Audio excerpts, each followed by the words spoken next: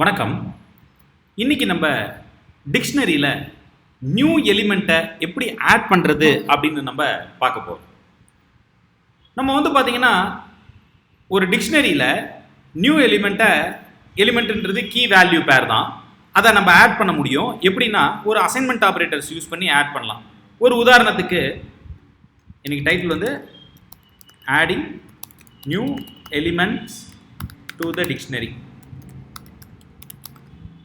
இதுதான் டாபிக்கு. இப்போ நம்ம ஒரு டிக்ஷனரி இருக்கு. இந்த டிக்ஷனரியில் பார்த்தீங்கன்னா நேம் இருக்கு,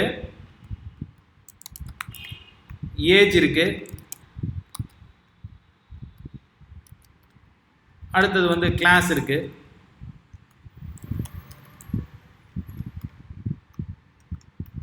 கிளாஸ் இருக்கு. இப்போ நம்ம டிக்ஷனரியை பிரிண்ட் பண்ணோம் அப்படின்னா நமக்கு ஏஜ் கிளாஸு நேம் ஏஜ் கிளாஸுன்னு இருக்குது. இப்போ நியூ எலிமெண்ட்டை ஆட் பண்ணணும் அப்படின்னா நம்ம சிம்பிளாக ஒரு அசைன்மெண்ட் ஆப்ரேட்டர் போட்டால் போதும். நம்ம ஏற்கனவே சொல்லியிருக்கோம் ஸ்டூடெண்ட்டு என்ன கீ வேணும். இப்போ நான் ஸ்கூல் அப்படின்ற ஒரு கீயை ஆட் பண்ண போகிறேன். Equal to government higher secondary school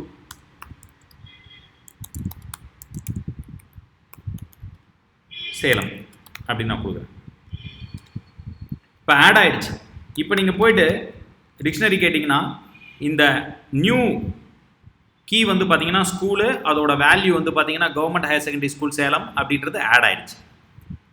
மிக முக்கியமான ஒரு விஷயம் என்ன அப்படின்னு பார்த்தீங்கன்னா கீ நம்ம என்ன கீ ஆட் பண்ணுறோம் அப்படின்றது பார்த்தீங்கன்னா ஏற்கனவே இருக்கக்கூடாது.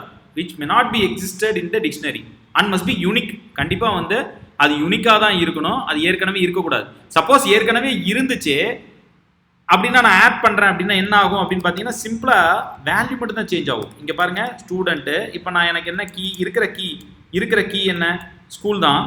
இப்போ நான் அதுக்கு பார்த்தீங்கன்னா